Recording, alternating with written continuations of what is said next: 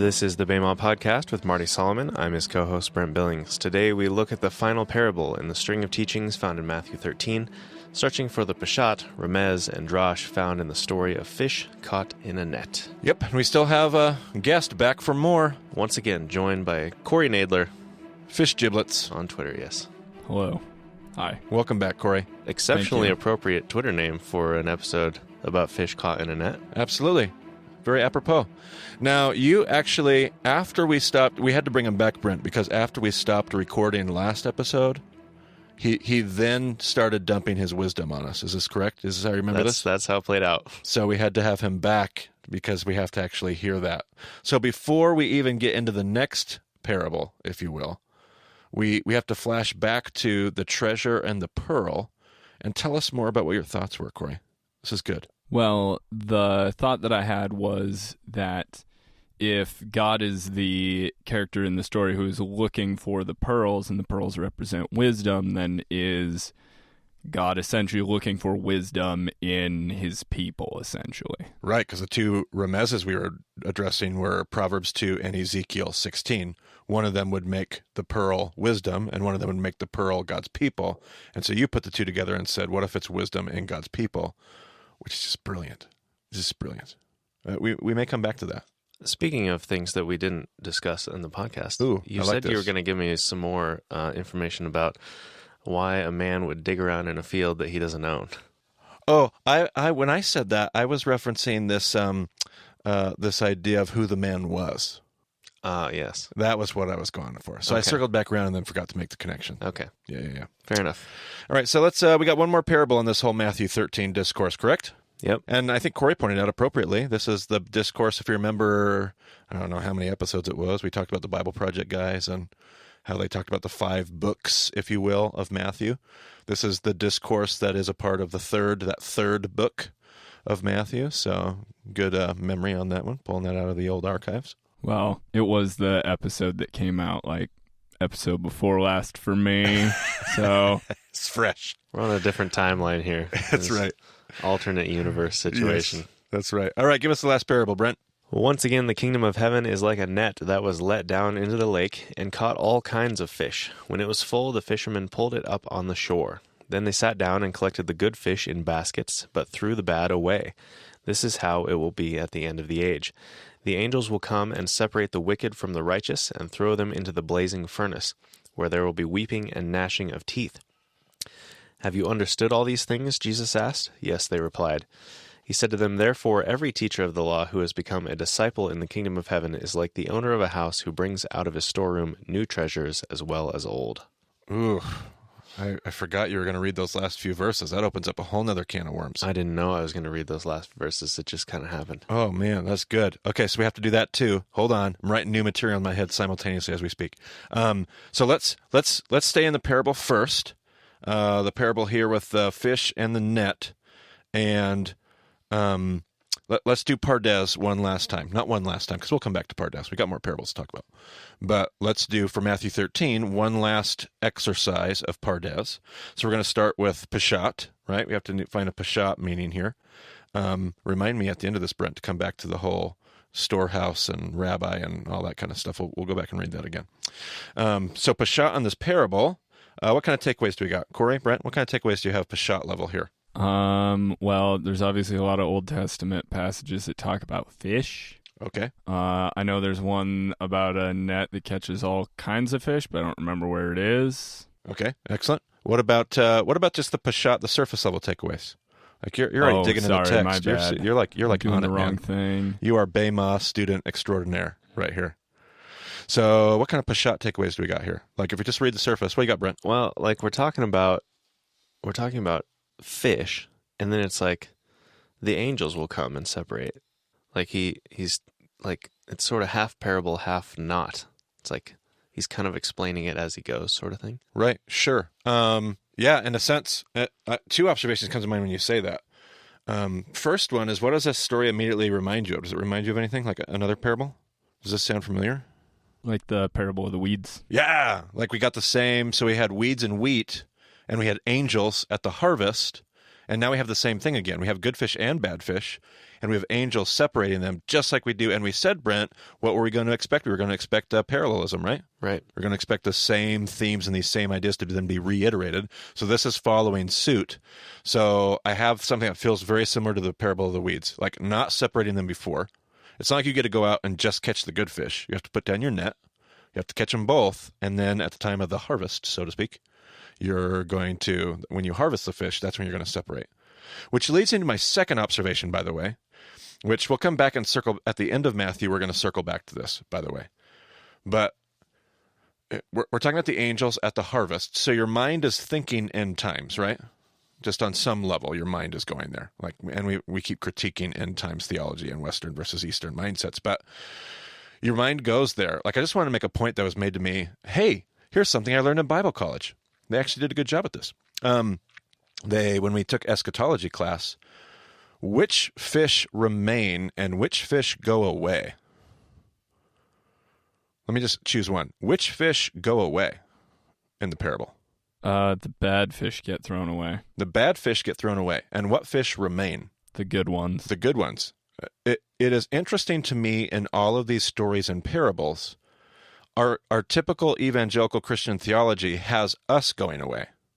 Like we get raptured out of here if you adhere to the rapture theology, which I do not. But more on that later, session 4. Or probably session 3. We'll get to it in both places. We always have us going away, like us flying away. Some glad morning when this life is o'er, I'll fly away somewhere else. But that's not how it works. Like what happened to the bad weeds? Where'd they get thrown? They were thrown out into the fire. Into the fiery furnace. What happens to the bad fish? They're thrown, they just threw them away. Yeah, and actually it goes on. This is how it will be at the end of the age. The angels will come and separate the wicked from the righteous and throw them into the blazing furnace. Blazing furnace, right? So same idea here. And it's the bad that are done away with. And the good, like in our typical Christian like left behind theology, we have like the wicked remaining and being punished and the good going away. But that doesn't fit like any of the parables. This is like a strangely unclear translation here in the NIV. The angels will come and separate the wicked from the righteous and throw them into the blazing furnace. And it feels a little ambiguous as to which them is being thrown where. I think obviously we can guess what the intention is, but the translation as we see it here is kind of strange. Absolutely. Okay, so those are good. Those are good Peshat. Any other observations just on a Peshat level before we dig in? Well, this particular section, like we were talking about with the parable of the weeds and the parable of the nets, there's a lot of sorting of good and bad that is going on in this passage, but there's not a lot of talking about like what is good and what is bad. And specifically it's talking about how there's all kinds of fish, right? Which goes back to the whole different kinds of people and whatnot. And again, it's not talking about what actually is making one set good fish and one set bad fish. Yeah, absolutely. It's a great point. So especially if let's just take it with the whole angels. I know I kind of messed with that. And when we talked about the weeds, I was like, angels, messengers, which one is it? But let's just take this idea and roll with this idea of angels, which I think is probably the right translation. There's a valid conversation we had there, but that's probably the right translation to think angels. Why would it not tell us? Like, how are we going to know? How are we going to know what the good fish are and the bad fish? How are we going to know how to distinguish between the weeds and the wheat? How will we know, Brent? This is a setup. It's a trick question. Sorry, I got distracted and I was looking at something. No, it's good. I didn't it's hear good. the It's probably good because it's a trick question. Like, we're not supposed to know, right? I actually really like that observation, Corey, because who is it that does the sorting in both the weeds and the fish? Who is it that does the sorting? Well, in this case, it's the fishermen, right? Nope. This is how it'll be at the end of the age. Oh, the end of the age. Yeah. The angels. The angels. The angels do the sorting. Same as with the weeds, correct? The angels will come, the angels of the harvest, and they'll separate the weeds. Right. Like in both cases, it's like God saying, you don't have to worry about how to distinguish. Like your job is just go do the thing. Like just go do the love agenda. Like just go bless outsiders. Just go take care of the alien, the orphan, the widow. You just go do that because the angels have got the whole sorting thing taken care of. You don't worry about that. You don't figure out weeds and wheat. You don't figure out good fish and bad fish. You just go be about the business of, not that there's not a place for discernment. We've already done that chat already. There's a place for discernment, but you don't have to judge between the quality of weeds and wheat, and you don't have to judge between the good fish and the bad. It's a really good point. All right, we're going to go searching for remez, and Corey had it. He was like, there's lots of Old Testament passages about fish and nets. And there are, not as much as I thought there would be when I went to search for it, but definitely one that jumps out to me because I like which book for my remezes? Ezekiel. Yeah, I do. I sure do. Now, Corey, do you got Ezekiel 47? I do. And we have what, verses 6 through 12? Is that what we're reading here? I believe so, yeah. All right, check this out, Remez. Check this for a possibility. He asked me, "Son of man, do you see this?" Then he led me back to the bank of the river. When I arrived there, I saw a great number of trees on each side of the river. He said to me, "This water flows toward the eastern region and goes down into the Arabah, where it enters the Dead Sea. When it empties into the sea, the salty water there becomes fresh. Swarms of living creatures will live wherever the river flows. There will be large numbers of fish because this water flows there and makes the salt water fresh. So where the river flows, everything will live. Fishermen will stand along the shore from En-Gedi to En-Eglaim. There will be places for spreading nets. The fish will be of many kinds, like the fish of the Mediterranean Sea, but the swamps and marshes will not become fresh. They will be left for salt." All right. So I love that there's a remez possibility here, and in my mind, the right remez for Ezekiel 47, because we already pointed out the parable of the fish in the net seems to be talking very clearly about the end of the age. Like the end of the age. Well, that's exactly what Ezekiel 47 is talking about. Ezekiel 47 is talking about the end of the age, where the age to come shows up, and we're now ushering in the kingdom of God, or however it is you want to talk about it, whatever language you want to use. So that fits perfectly. And again, just like the case with the birds that came to nest in the branches, what did we say, Brent, in that podcast about what the birds represented? We said the animals of Ezekiel represent what? All the nations. The Gentiles, right? All these nations. So same case here, fish are representative of the Gentile nations. In fact, 40 years after Jesus, Akiva will actually be building on the rabbinic traditions, and he will talk about, in reference to Ezekiel 47, that verse that Corey read. Let's see here. Let me read it exactly. The fish will be of many kinds, like the fish of the Mediterranean Sea. And in his midrash, Akiva said, well, we know that there are actually 153 kinds of fish. Extra bonus credit for where that shows up. Well, I won't tell you where. Extra bonus credit for where that shows up. But there's 153 different kinds of fish, and you're like, if you look at that scientifically, you're like, no, Rabbi Akiva, you are completely wrong. But he wasn't talking scientifically. He was talking rabbinically. He's not talking biology. As Corey sits here and smirks at me and says, "Be careful. You are treading outside your lane right now." But he's not talking about actual fish and different kinds and species of fish. He's talking about, well, there are 100, because as Akiva, in his day, they had identified 153 different nations, pagan nations. And so Akiva is saying to all of his readers in his midrash, the fish represent the Gentiles. Now, that's 40 years after Jesus, but the idea is definitely prevalent before Akiva. We just actually have it on record with Akiva.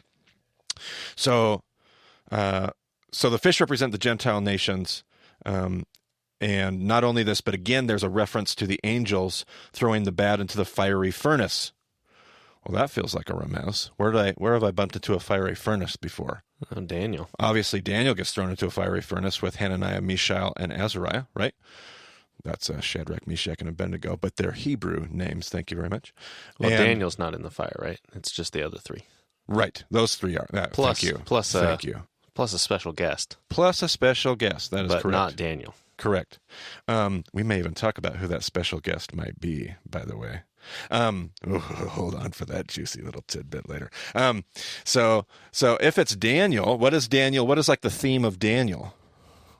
When he's quoted as a remez, like what could be the potential theme? Son of man. Okay, what else? Because that won't work for our Ezekiel, or not Ezekiel. That won't work for, well, I mean, it could, but I don't feel that in the fish in the net. Fiery furnace Daniel also was the image of perseverance, if we remember. Like Daniel is about persevering, staying alive in the fiery furnace, persevering in the face of idolatry, persevering in the face of being thrown in the lion's den. Like Daniel's common theme to these people in exile is you have to be able to persevere. Did we have another remez in this section of parables here that talked about perseverance? Any other remez you can think of, Brent? Or Corey, if you can think of Matthew 13. I feel like there was somebody else who persevered. He stayed in the land. He stayed in the land, and that year reaped 100-fold. Oh, yeah. Who was that? Was that Isaac? Isaac, in the parable of the soils, right? The good soil reaps 160 and 30-fold. That was way back at the beginning of this discourse. I know, and we said we would want to see all those themes showing up again. So when I see fiery furnace, I think to myself, golly, there's that perseverance that Jesus spoke of in the good soil of the parable of the soils. But this is a good case for why we do reviews, by the way. When we do reviews. I know. You gotta keep the whole context. Yep, absolutely. So where's the first place? Where's the, we'll put Brent to work here. First use, Brent, of the word furnace. Go to work there. Ooh, okay. Okay, so furnace shows up for the first time in Genesis 19. Which is the story of what, Brent Billings? Sodom and Gomorrah burning to the ground. Sodom and Gomorrah burning to the ground. It's a metaphor. So first usage is Sodom and Gomorrah. Now tell me, Brent Billings, how did the story of Sodom and Gomorrah start? Some strangers came in. Interesting. And what did they do when the strangers arrived? They said, we would like to take advantage of you. No, excuse me. So let's go back even further. Are there other strangers that arrived somewhere else before Sodom and Gomorrah? The strangers came to Abraham first. And what did they do when those strangers showed up? So Abraham and Sarah were very hospitable. Right, and Sarah did what? She made all the bread. Wait, have we seen that already? Talked about yeast. Oh, bingo. So all of these stories just brilliantly woven together, a string of pearls, if you will. Jesus connecting all the previous parables he just told to even more remezes, and I just love that. However, to make this even better, they're one of the most commonly, one of the most well-known midrash of Genesis is a midrash about Abraham. A midrash about Abraham being thrown into a fiery furnace. Now, you actually have the story, Brent, so how about you read that midrash for us? We are actually going to put a link to this, by the way, an article that's going to show you this midrash and a whole bunch of other things about the midrash. Very academic. We're going to paste it in the show notes. All right. Terah, Abraham's father, took Abraham and gave him over to Nimrod. Who's Nimrod? Well, very complicated in the midrash. Remember, Nimrod is he would have been the builder of the Tower of Babel in Jewish thought. He is the great hunter in the genealogies. The Jewish midrash connects him to the Nephilim, pre-flood. Very, very complicated, okay. But that's Nimrod. Nimrod's going to represent, he's going to be the commander of evil, in essence. All right. If that makes sense, okay? So Terah took Abraham and gave him over to Nimrod. Nimrod said to him, "Let us worship the fire." Abraham said to him, "Should we not then worship water, which extinguishes fire?" And Nimrod said, "Well, let us worship the water." Abraham said, "Well, should we not then worship the clouds, which carry the water?" Nimrod said, "Well, then let us worship the cloud." Abraham said to him, "If so, should we not then worship the wind, which scatters the clouds?" Nimrod said, "Let us worship the wind." Abraham said to him, "Should we not then worship the human who withstands the wind?" Nimrod said, "You are merely piling words. We should bow to none other than the fire. I shall therefore cast you in it, and let your God to whom you bow come and save you from it." So Haran, Abraham's brother, was standing there, and he said to himself, "What shall I do? If Abraham wins, I shall say, I am of Abraham's followers." Okay, by the way, let's just pause right in the middle of this midrash. Who is Haran, just to remind us? Haran is the brother of Abraham, but who, I'm looking at you, Corey, coming to you, which brother of Abraham are we talking about here? I believe he's the one who dies. He's the one who dies and has Lot as his son and Milcah and Yiscah as his daughters. That Haran, right? Okay, so this midrash is actually going to talk to us about Haran's demise. So keep going. Let's see. So if Abraham wins, I shall say, I am of Abraham's followers. But if Nimrod wins, I shall say, I am of Nimrod's followers. When Abraham went into the furnace and survived, Haran was asked, "Whose follower are you?" He answered, "I am Abraham's follower." So they took him and threw him into the furnace, and his innards were burned, and he died, and died before his father Terah.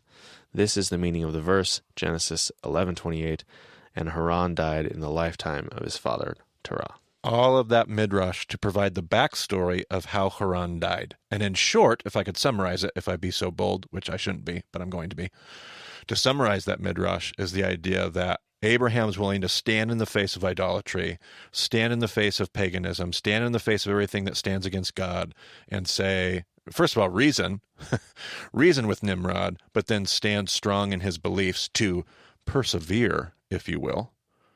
And then Haran, well, he just wants to say the right thing. Like he just wants to well, I'm gonna see who wins, and then that's what I'm gonna claim. I'm gonna make sure I'm on the winning side of this. I'm gonna hedge my bets, right? And that's why, because he wants to hedge his bets, the Midrash says, well, that's why he perished, rather than Abraham, who's willing to stand strong and persevere. By the way, I know when we read Daniel, we see a fourth figure in the furnace, and we're always like, oh, it's Jesus, which I love. I shouldn't have said it like that. I mean, I want to, but I shouldn't. That's cool. It's a great idea. Wonderful. Or it's God, or it's the Holy Spirit. We project all of our Christian thinking onto that parable. But if Daniel is written as late as we suggested it was written, well after this story is being told about Abraham, because it's actually connected to the Quran, but that's a whole other podcast. But this is one of the most well-known, oldest midrash we're working with here. And Daniel writes that. Who is the fourth figure in the furnace?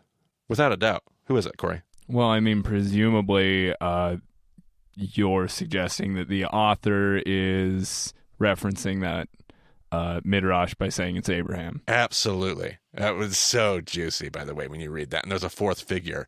And every Jewish reader, I'd tears coming to their eye, oh, the faithfulness of Abraham. Abraham is in the furnace with them. They have to persevere. They have to walk in the path. This is so stinking good. Oh, my gosh. And just to clarify your earlier reference to the Quran, we should point out, remind the listeners that the Quran is the writings of Muslims, yes, who Islam. are the descendants of Ishmael, Abraham's first son from what's her name? Jiminy Christmas. From, how can you spring this on me? Hagar. I stumped you this time. Dang it.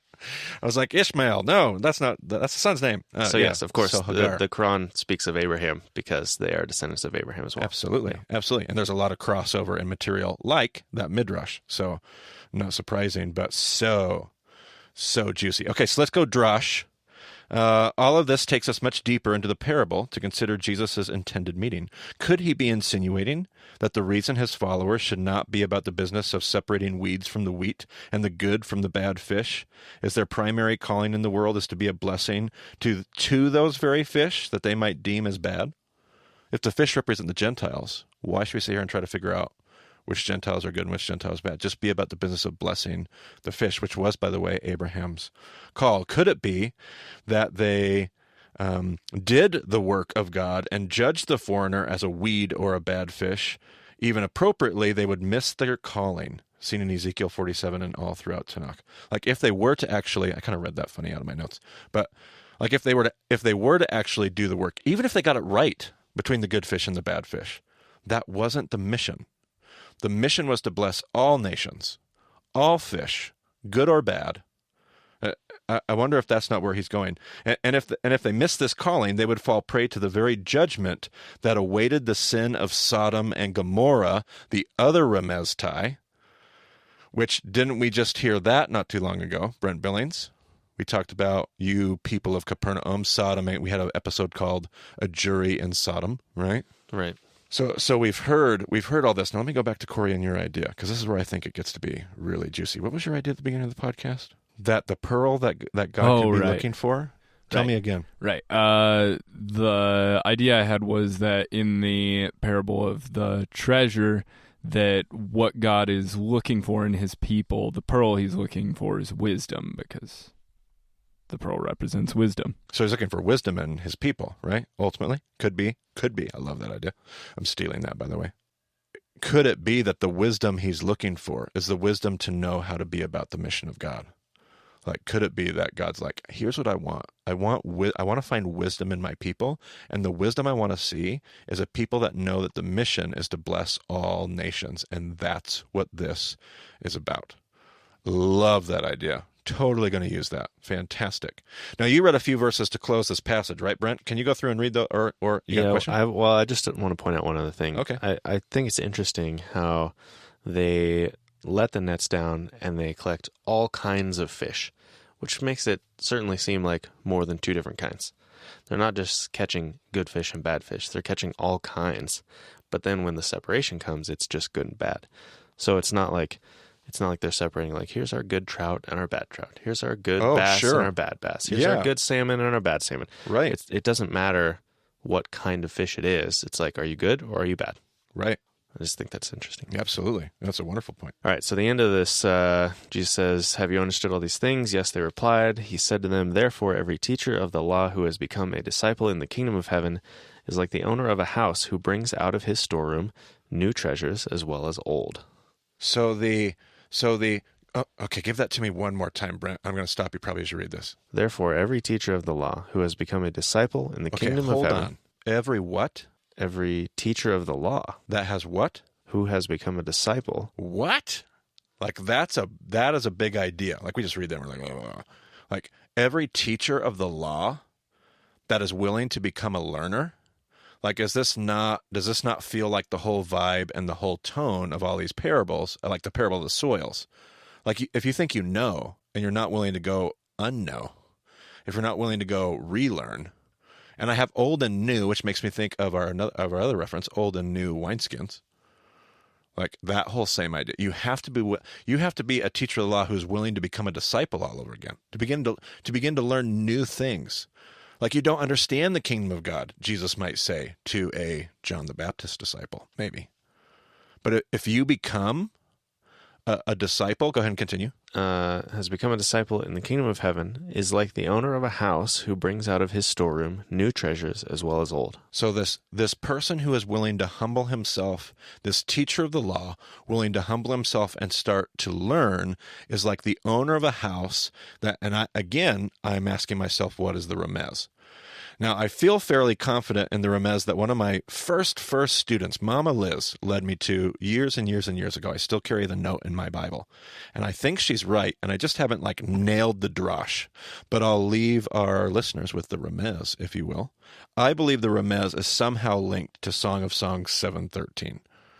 Song of Songs 7:13, which says, I got it here in front. Actually, I'm going to read the context. I'm going to start in the middle of verse 9, because that's where the dialogue, the bride's dialogue begins.